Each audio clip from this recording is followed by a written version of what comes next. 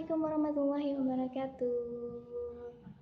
Alhamdulillah bisa berjumpa lagi dengan teman-teman semua.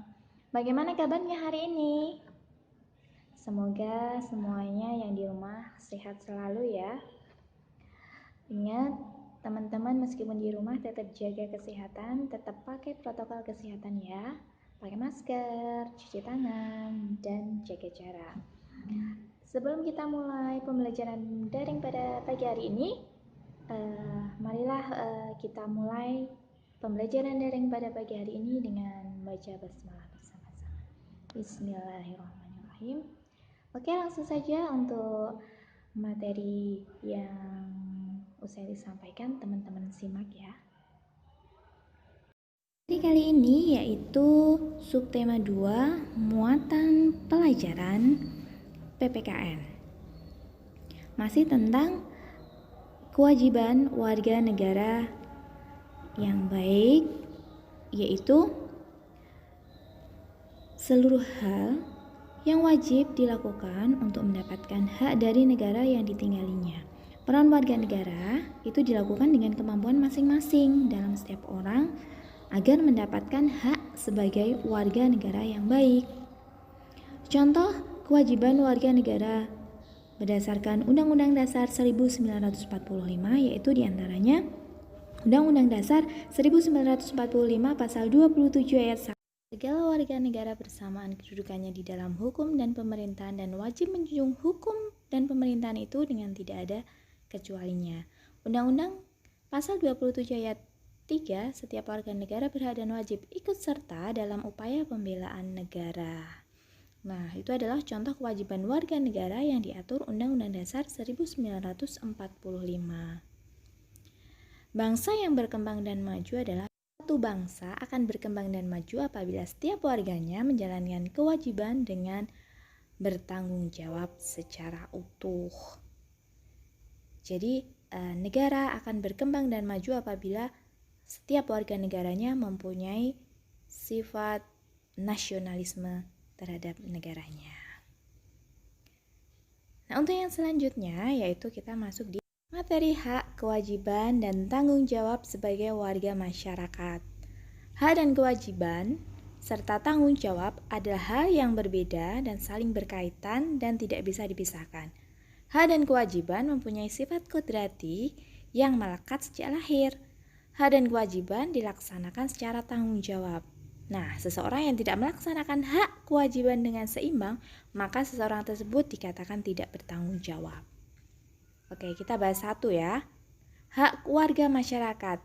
Hak adalah segala sesuatu yang kita peroleh. Kalau kita sebagai warga masyarakat, berarti sesuatu yang mutlak dimiliki warga masyarakat. Contohnya mendapat perlindungan hukum, bebas mengemukakan pendapat, mengikuti organisasi, hidup tenang dan damai. Nah, yang kedua yaitu kewajiban warga masyarakat. Kewajiban sendiri adalah segala sesuatu yang harus kita laksanakan. Sesuatu yang harus dilaksanakan sebagai warga masyarakat dengan penuh tanggung jawab. Contohnya apa? Mematuhi peraturan, norma yang berlaku, mengikuti kegiatan di masyarakat, dan sebagainya. Nah, yang ketiga yaitu tanggung jawab. Tanggung jawab adalah kesadaran manusia akan tingkah laku dan perbuatan yang disengaja ataupun tidak. Perwujudan kesadaran akan kewajibannya, kesadaran baik atau buruk perbuatannya, dan kesadaran bahwa pihak lain memerlukan pengabdian atau pengorbanan. Itu tadi adalah hak, kewajiban, serta tanggung jawab yang secara otomatis akan saling berkaitan satu dengan yang lain. Oke, teman-teman, kita masuk di subtema 2, muatan pembelajaran IPS. Ya, seperti yang kita pelajari sebelumnya, yaitu kita belajar tentang interaksi. Nah, sekarang kita akan terapkan di kehidupan masyarakat sekitar kita. Untuk memenuhi kebutuhan hidupnya, manusia harus bekerja. Karena kebutuhan manusia itu adalah ada kebutuhan yang sehari-hari dikeluarkan melalui kegiatan ekonomi. Nah, kegiatan ekonomi adalah semua kegiatan manusia yang dilakukan untuk memenuhi kebutuhan hidupnya. Seperti yang kita pelajari sebelumnya, kegiatan ekonomi itu ada 3 ya. 1, produksi. produsen yang melakukan kegiatan produksi. Kegiatan produksi adalah kegiatan menghasilkan barang atau jasa. Berarti Pak Taninya adalah produsen, melakukan produksi. Yang kedua yaitu distribusi. Orang yang melakukan kegiatan distribusi disebut distributor. Distribusi adalah kegiatan menyalurkan barang dan jasa kepada konsumen. Nah, yang ketiga yaitu kegiatan konsumsi. Yang melakukan adalah orangnya disebut konsumen, yaitu kegiatan memanfaatkan barang dan jasa yang dihasilkan oleh produsen. Itu kegiatan ekonomi. Selanjutnya yaitu bidang usaha. Indonesia mempunyai potensi alam untuk membuka usaha karena tanah air yang sangat luas dan kaya akan sumber daya alam.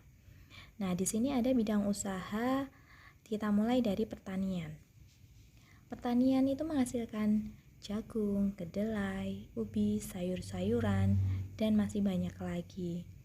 Hasil usaha pertanian itu dapat ditingkatkan dengan cara intensifikasi, ekstensifikasi, disertifikasi, dan rehabilitasi. Selanjutnya yaitu kita masuk di perkebunan. Berdasarkan tanaman yang ditanam pada perkebunan itu dibedakan menjadi dua, yaitu ada perkebunan musiman dan perkebunan tahunan. Selanjutnya yaitu ada perikanan. Perikanan itu dibedakan menjadi dua, yaitu perikanan darat dan perikanan air laut. Selanjutnya yaitu ada peternakan. Di Indonesia, peternakan itu dibedakan menjadi tiga, yaitu peternakan hewan besar, peternakan hewan kecil, dan peternakan unggas. Selanjutnya yaitu kehutanan. Indonesia mempunyai banyak sekali hutan ya, yang menghasilkan berbagai jenis kayu rotan. Usaha yang bisa dimanfaatkan dari kekayaan hutan yaitu contohnya usaha mebel, kerajinan rotan, dan sebagainya. Nah, di situ adalah contoh-contoh bidang usaha yang bisa kita lihat di sekitar kita. Nah, selanjutnya kita akan belajar tentang ciri-ciri interaksi sosial. Dan sebelumnya kita sudah belajar tentang interaksi sosial. Nah, ini adalah ciri-ciri interaksi sosial yang pertama yaitu melibatkan lebih dari satu orang. Yang kedua yaitu adanya komunikasi antara satu orang dengan yang lain atau kelompok dengan yang kelompok lain. Yang ketiga yaitu adanya maksud dan tujuan yang jelas dari interaksi sosial itu. Dan yang keempat yaitu terdapat dimensi waktu. Nah, udah jelas ya, ada 4 ciri-ciri interaksi sosial. Interaksi ada 3 yaitu interaksi individu dengan individu, interaksi individu dengan kelompok, yang ketiga yaitu interaksi kelompok dengan kelompok. Contoh berikut. Nah, itu ada SpongeBob dengan temennya, baru berjabat tangan ya. Yang selanjutnya interaksi individu dengan kelompok, ibu guru dengan murid-muridnya. Yang ketiga yaitu Pak TNI, kelompok TNI dan kelompok warga di sekitar. Terima kasih. Ya, demikian tadi materi yang bisa Usaini sampaikan. Apabila ada salah kata, Usaini mohon maaf. Wabillahi taufiq wal hidayah. Akhir kalam. Wassalamualaikum warahmatullahi wabarakatuh.